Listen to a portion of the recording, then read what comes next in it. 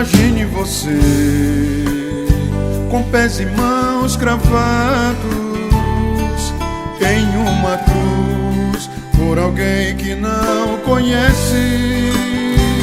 Imagine você com a coroa de espinhos ferindo sua cabeça por alguém que não merece.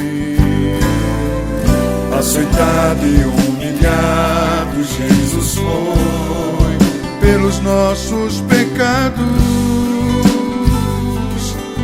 Teve o seu lado transpassado pela lança de um soldado.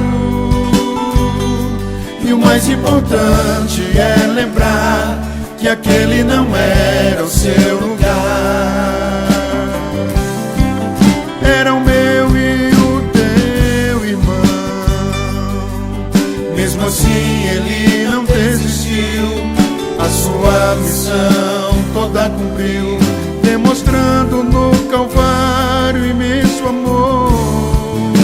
Então acredite, nunca se esqueça do valor que você tem para o Senhor. Então acredita, nunca se esqueça que o preço pago por você foi alto, foi a vida de Jesus.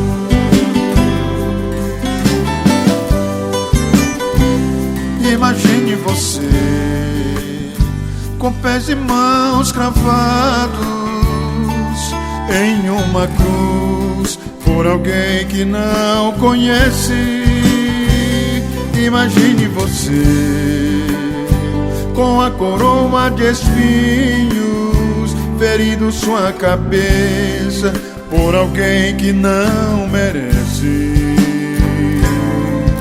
Açoitado e humilhado, Jesus foi pelos nossos pecados. Teve o seu lado transpassado pela lança de um soldado. E o mais importante é lembrar que aquele não era o seu lugar. Era o meu e o teu irmão. Mesmo assim ele não desistiu, a sua missão toda cumpriu, demonstrando no Calvário imenso amor. Então acredite, nunca se esqueça do valor que você tem para o Senhor. Então acredita,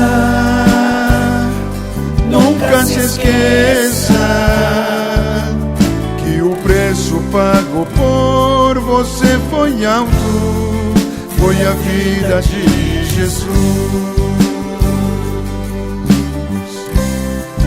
Foi a vida de Jesus.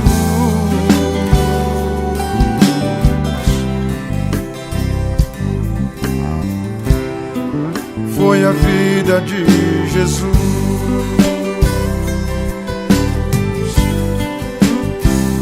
Imagine você